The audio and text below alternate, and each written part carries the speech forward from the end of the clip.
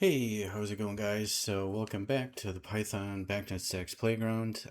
Today we'll do a little bit in Rust, just getting more like some of these theory lectures done.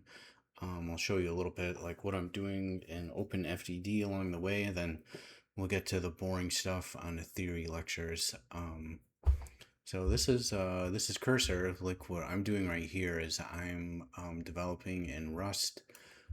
Open-FDD. So this is like a web application that bootstraps hashed passwords automatically. Right now, I'm chatting with Cursor agents running behind the scene for this patch cycle. So I'm doing patches daily because there's lots of like piddly little bugs along the way. So I'm just kind of like chatting with it and just saying like, I noticed a bug in the plotting where when a user wants to upload a CSV that they may need specific date ranges because CSV files of historical data are often specific dates where with AFDD, so the automated fault detection, so two use cases for Open-FDD, it's like we're in the edge environment in the BACnet, BACnet lands, pulling data through Niagara or Haystack or Modbus or JSON API or something locally. And like that's something where we're like ingesting yesterday's data. Everything is up it's very to the present moment, last week or month to date, year to date. Whereas CSV files, which I'm doing a feature where users can upload a CSV from like a building automation system, historical data. You can chat with the AI to help clean the data. Sometimes those are like very specific date ranges. So like Open-FDD, this is just my development. So there's like a plots tab and like what I need to drop downs here for specific date ranges. So I'm just kind of slowly developing out this UI. This is something I also can probably demo tomorrow at least. Built-in AI agent, which I'm using Codex for. It's running Codex CLI behind the scenes. Then everything will be in SQL. So this, I should probably change the color. This kind of looks funny. It's a gray and black text, but this is, so do all the fault rules in SQL queries, which I think will work well actually. So I know anything that you can do in Python for these rule-based fault rules and analytics, just simple summary statistics, no machine learning or anything at the moment. That SQL might be like a really good fit, and then it uses the Apache SQL data fusion behind the scenes. So yeah, this is coming. It's going a lot slower than what I was hoping to have it do. And then we still have Rust, BACnet stacks, Rust haystack. Everything's Rust under the hood, which is cool. So I have to get back here. So like this is an example of like how I develop with Cursor, specific date ranges for AFDD. CSV files are specific date ranges, where with AFDD, it is just past week or month or year to date. We need more date range picker abilities. Okay, so another thing I noticed too, it's like some of this stuff looks kind of sloppy.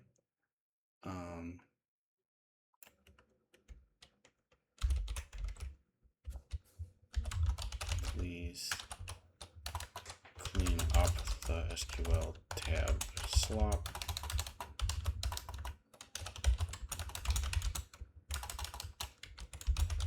make the SQL coding page different background to work with other than gray on top of black text.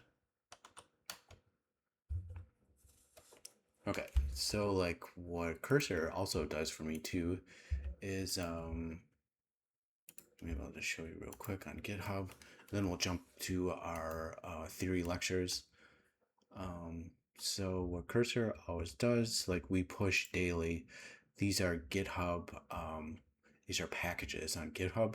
So this is the GitHub container repository. So in here, I'm still testing this daily, finding bugs. That these are Docker containers actually being so like when we bootstrap Open-FDD in the field on Linux and Docker, it there's bash scripts that pull Docker container images to the edge environment, and then the AI agent can help you bootstrap and everything like that. So that's just going on. So one more thing. So like, don't forget to tag Docker images when publishing. Please continue to green light this patch cycle. So basically the Cursor agents they'll watch GitHub actions, they'll fix all the bugs. There's also CodeRabbit AI PR review. So this is a pull request. This is how I merge all of the code that I test locally into GitHub. And then there's another AI service that looks at this code too, and then offers another agent perspective on bug fixes. So the two agents are reviewing the PR, the pull requests, and yeah, this is pretty cool. So I'm having a lot of fun with this. So another thing I think it's worth like mentioning is like Open-FDD is becoming a tool that's kind of like highly I really like Home Assistant. And then one thing, biggest complaint about Home Assistant is there's no long-term support. It's only latest and greatest. So once something kind of drops off, the biggest complaint about Home Assistant is there's no long-term support. So like with any operations technology that's kind of critical, is like they expect people say that Home Assistant can't run inside of a commercial building long term because there's no long term support. Like a contractor can't set up a box and walk away and come back 2 years later and expect it to be running bug free. So that's a different approach I think of developing applications. Where what I'm doing with Open-FDD is it's very Home Assistant ish, where like there's so many bugs at the moment, you need the latest and greatest, and there's new patches being pushed out daily. So I think it'll be continuing to run that way as well. And also something that I'm really inspired by Home Assistant 2 is Home Assistant has its own operating system. So this is coming. This is in the future, Open-FDD, I'm very marching down this path of Home Assistant. No long-term support. It's just latest and greatest patching daily. Is that I want to make a Open-FDD OS too as well. So this is getting really deep into Linux, and there's a program called Built-Root Linux. You can make your own operating system. It's Linux under the hood, but like Home Assistant makes its own operating system with a program called Build-Root. So this is it's very inspired by this, and I'm going to use AI agents to do the same, put together to do the same thing that Home Assistant operating system does, is it's basically a really flimsy, thin operating system that runs their Docker containers. So there's really not much to it. And then you can actually download uh, like a Linux image, like a .deb file. I don't know what that'll be specifically, but you like Home Assistant OS is like you can download an etch. Looks like this doesn't even exist. Like you can download and etch a Linux image right from GitHub. So then you don't have to bootstrap Docker. You don't have to git clone. You don't have to do anything. It's just that is the image built with build root. So this is coming. I still have a little bit to learn on this, but it's basically just running like a very generic Linux kernel from built root, and then it'll just run Open-FDD Docker containers, which we're already publishing right now. So we're kind of perfecting the Open-FDD Docker containers, and then I'm really interested in this Open-FDD operating system someday. So it's kind of a learning purpose process for me too. It's interesting to me to learn this stuff. So hopefully that makes sense. It's a huge can of worms. There's people that just specialize in this exclusively, embedded Linux developers, which gets very complicated. And yeah, there's some easy programs like build root that kind of make things a little bit easier. It's almost like check the box on what kind of Linux image you want to make for your operating system. And then there's some really complicated ones called the Yocto project, where it's a complete specialty in pumping out custom operating systems. But it's coming. It'll be here, someday. Okay, so let's try and pump out a Python BACnet Stacks Playground. This is where we're kind of coming up on doing a few things in Rust. So the Rust network programming. We're kind of play around with bits and bytes on the wire in Rust. So that's which is also another specialty in itself as well. Is like people like that. There are people that do semantic modeling. Is there graph theory is a whole specialty, and then and also network programming, where people that make the network stacks for BACnet and TCP, Wi-Fi, whatever, that is very specialty driven area. So like, here we can just kind of play around with things and look at it from a high level, because there's a ton going on in this Open-FDD application. Okay, so where were we? So we're gonna get, and then someday along the way, we do have a couple vibe code apps. Should be closed. The AWS IoT MQTT thing. I think it's done. This will be in the future. More doing some BACnet routing labs, and then also some bare metal stuff. I have one of these. This is a electronics development kit.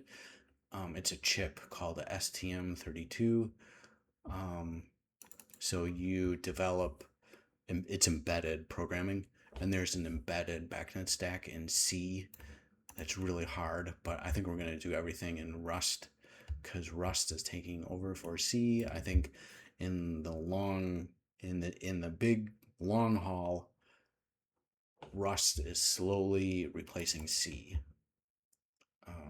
And then Python is always just kind of, for me, it'll be like that scripting language to kind of prototype with. And then like Open-FDD, it's to cut everything over from prototyping in Python to Rust. So I'm trying to specialize in Python and Rust. So I think it's really good to learn another coding language too, besides Python. People talk about learning another uh, compiled language that's typed.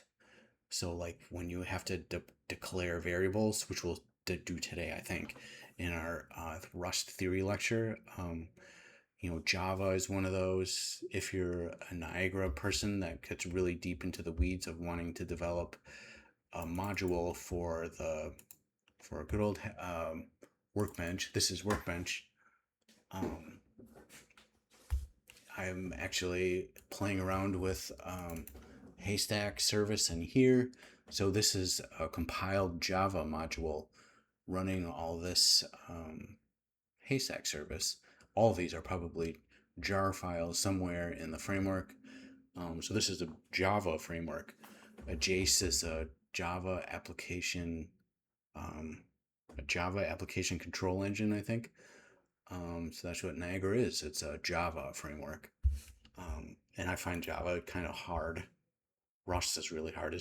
Nothing is easy. But okay, so let's get into our Rust lesson for today. So I think we did day 28 yesterday. And then let's go to the next one. These are AI generated mini lessons.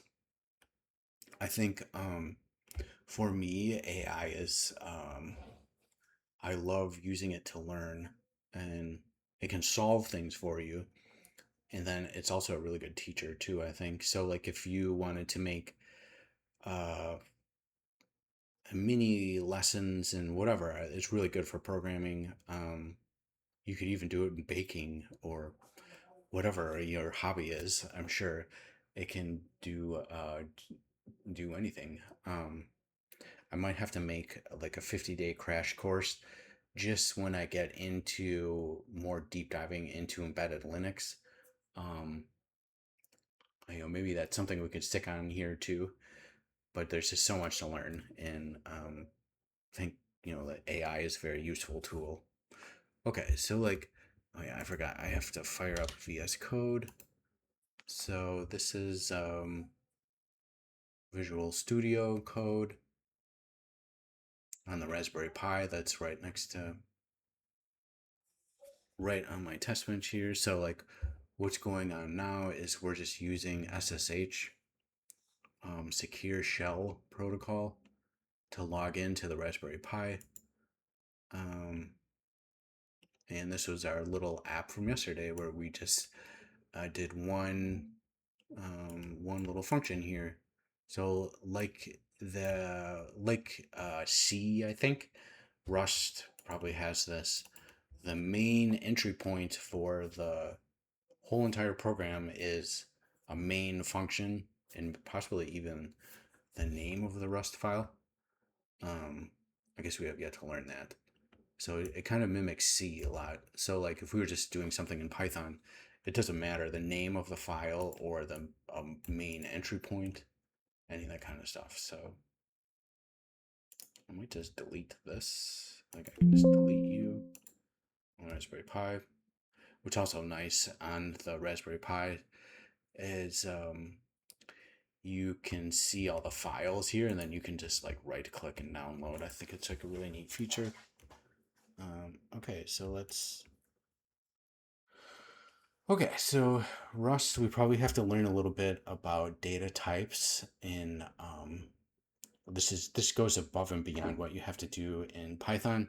Python, you don't have to do any of this stuff. You can just declare a number, and it doesn't care if it's a float or a whole number. But all these other coding languages like C++ or C or that's strongly typed, you have to declare your data types.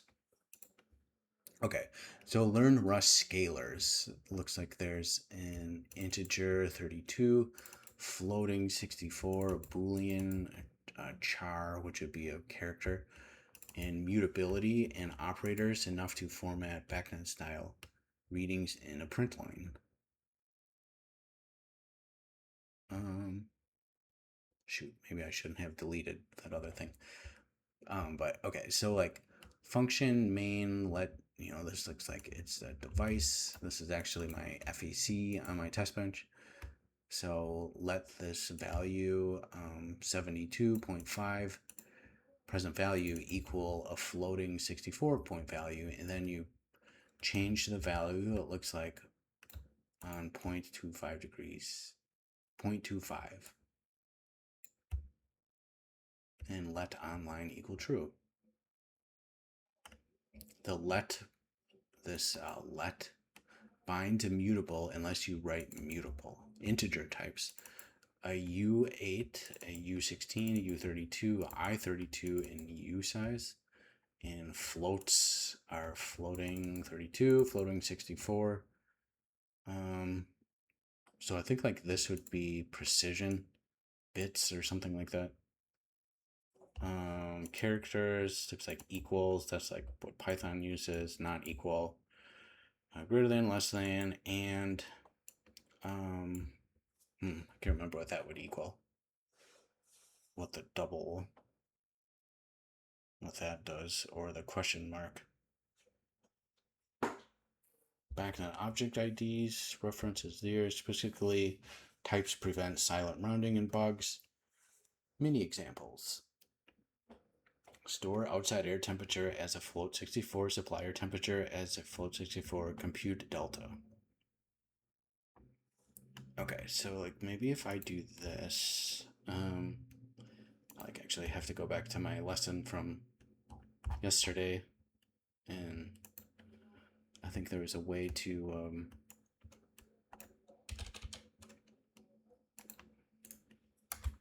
bootstrap a new little project. Maybe I shouldn't have deleted that. So if I go here and then I go back to day 29,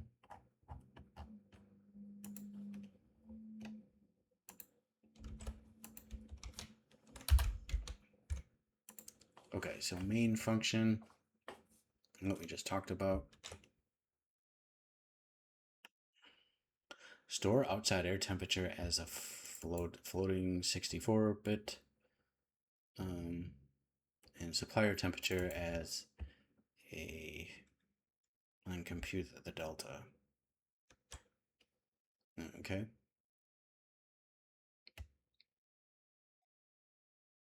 So let's see, how could we do this? So we could just say, I'm just gonna guess here, outside air temperature. Maybe I'll delete this. Supplier temperature. And maybe we could just call this delta. All is floating 64s.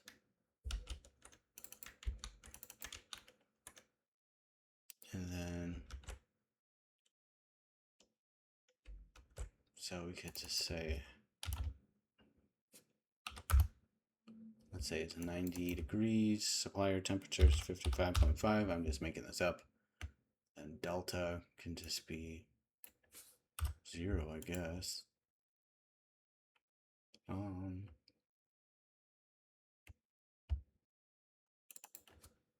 just gonna delete this. Kind of guessing here.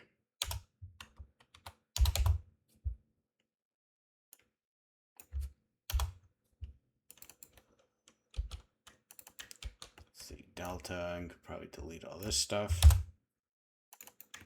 So I think like this will get injected into the curly braces. It's kind of like Python and the F strings. Let's see if this runs.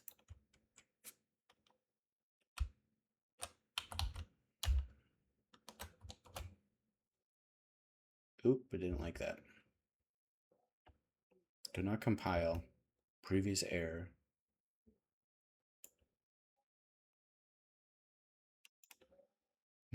Maybe mutable can't be that. See if it likes that. Could not do that either.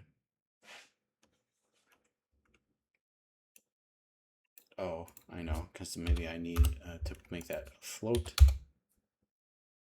Ooh, we got some warnings. Okay, so that at least works. I wonder if I could do the let mute cargo build and run it. So I wonder if I could do this now. That minus outside air temperature minus that. Oops. Yep. Okay, so that worked. So I can just do a little bit more.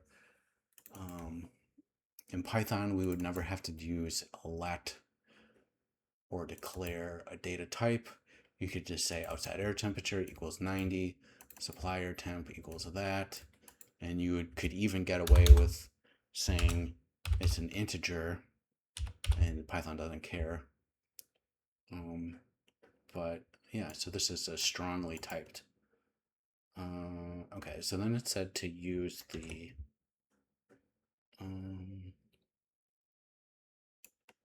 in the curly braces. Let's use this guy. So this will be a floating precision of 2, I think. Let's just add some variables.